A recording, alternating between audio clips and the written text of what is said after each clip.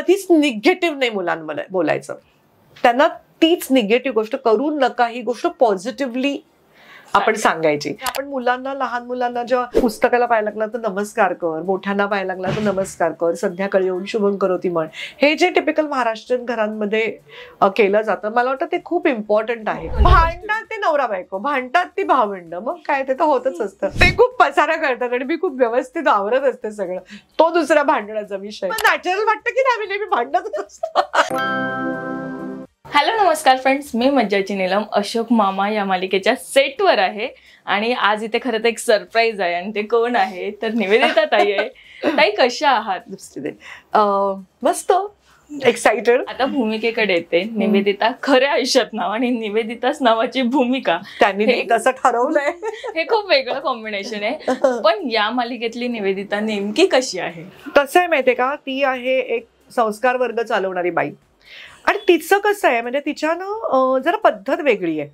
मग तिचं असं म्हणणं आहे कसं, आता मुलं पसारा करतात तर आपण एक काम करूया, त्यांना भरपूर पसारा करू द्या, मन भरू दे त्यांचं पसारा करून. म्हणजे आपण त्यांना शिकवू की नाही, हे आता तुम्ही केलात ना पसारा, मग तो तुम्ही उचलायला शिका किंवा बी रिस्पॉन्सिबल. तर तिचं शिकवण्याची पद्धत जरा थोडीशी वेगळी आहे. म्हणजे कसं आहे, कधीच निगेटिव्ह नाही मुलांमध्ये बोलायचं. त्यांना तीच निगेटिव्ह गोष्ट करू नका ही गोष्ट पॉझिटिव्हली आपण सांगायची. आता वदनी कवळ घेता, मग ते का म्हणायचं कारण सांगायचं. का आपण वदनी कवळ घेता म्हणतो, का आपण कराग्रे वसते लक्ष्मी म्हणतो, ह्याचं कारण काय आहे. नुसतं श्लोक शिकवायचं नाही, त्याच्या पाठीमागचं कारण त्यांना शिकवायचं. सो थोडंसं ती मला वाटतं सायकोलॉजिकली ऑल्सो मुलांचा विचार करून असं हे करणारी व्यक्ती आहे आणि थोडीशी कडक आहे जरा. पण अनिकेतच्या बाबतीत खऱ्या आयुष्यातल्या निवेदिता ताई कशा होत्या आणि त्याचं बालपण नेमकं कशा पद्धतीने सगळं केलं गेलंय?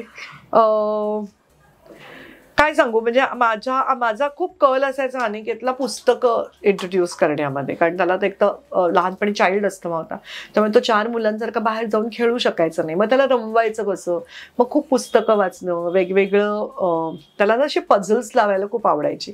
I think which is good for the development. तर त्या गोष्टीकडे मी खूप कल केला. कसं आहे तुला सांगू का, कुठल्याच पेरेंट्सना ना मुलं कशी वाढवतो ह्याचं काय म्हणूया आपण, ह्याचं गमक उमगलेलं नाहीये. प्रत्येक जण ना चुका करत, आता पण मला पण असं वाटतं काही बाबतीत मी खूप चुकले अनिकेतच्या बाबतीत. I could have been a better mother असं तुम्हाला वाटतच राहतं. त्याच्यामुळे माझ्या परीने जेवढं आपण आपल्या आईकडनं शिकलो, जो काही पुस्तकं वाचत असो, तेव्हा तर मी तरुण होते, तुम असं झालं पाहिजे, असं केलं पाहिजे, असे तुमचे सगळे विचार असतात, तशा प्रकारचे मी केले संस्कार. पण मी म्हणेन Aniket has turned out into a very good human being which is most important for us. आणि ते जे कोशंट असतं ना, तुम्ही तुमच्या मुलांना सिम्पथी शिकवणं, तुम्ही तुमच्या मुलाला कसं की आजूबाजूच्या लोकांमध्ये, आपण मुलांना, लहान मुलांना जेव्हा आपण झाडाला मारू नको, झाडालाही जीव असतो, किंवा पुस्तकाला पाहायला लागला तर नमस्कार कर, मोठ्यांना पाहायला लागला तर नमस्कार कर, संध्याकाळी येऊन शुभम करोती म्हण, हे जे टिपिकल महाराष्ट्रीयन घरांमध्ये केलं जातं, मला वाटतं ते खूप इम्पॉर्टंट आहे. की एखाद्या ॲनिमल्सवरती पण प्रेम करणं किंवा छोट्या छोट्या गोष्टी दाखवणं, सांगणं. कारण मला असं वाटतं प्रेम सुद्धा तुम्ही करायला शिकवता.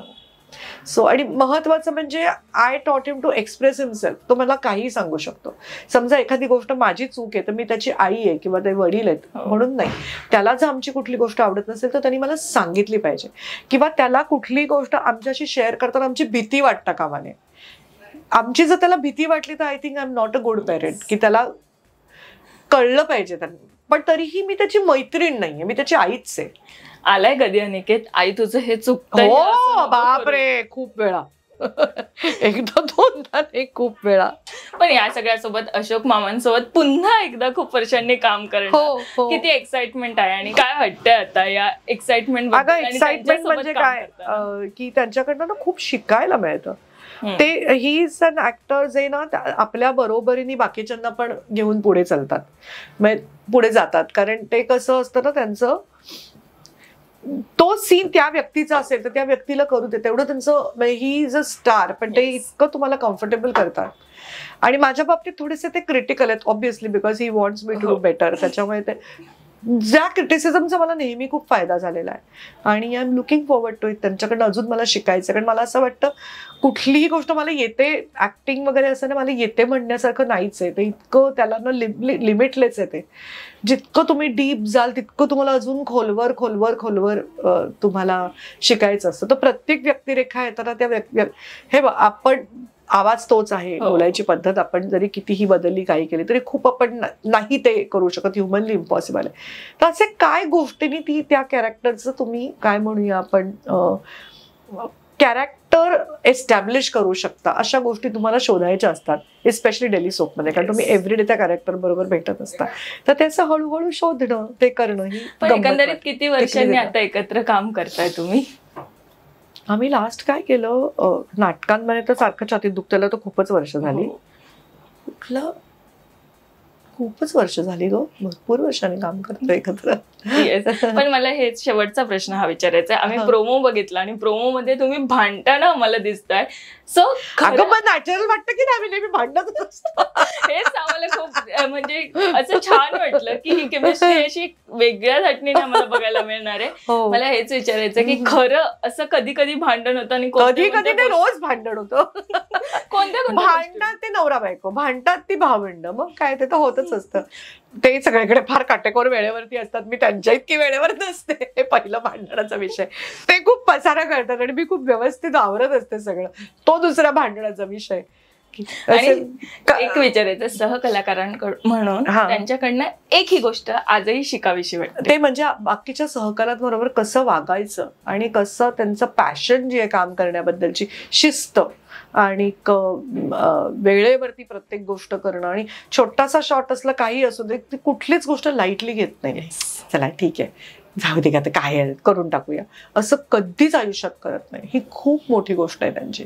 नक्कीच. आणि आम्हाला सगळ्यांना ही केमिस्ट्री पुन्हा एकदा बघायला खूप आवडणार आहे आणि आम्ही सगळे खूप एक्सायटेड आहोत. सो पुन्हा एकदा लवकरच भेटू जेव्हा ती स्टोरी अप होईल आणि वेगवेगळं आम्हाला काही विचारायला मिळेल त्यातनं, कारण ती दिसत जाईल आम्हाला. So thank you so much. Thank you, thanks a lot. Marathi मनोरंजन सृष्टीमधील मालिका, चित्रपट, नाटक तसेच कलाकारांबद्दलच्या नवीन अपडेट्स जाणून घेण्यासाठी नक्की सबस्क्राईब करा इट्स मज्जा मराठी या आपल्या नवीन YouTube चॅनलला.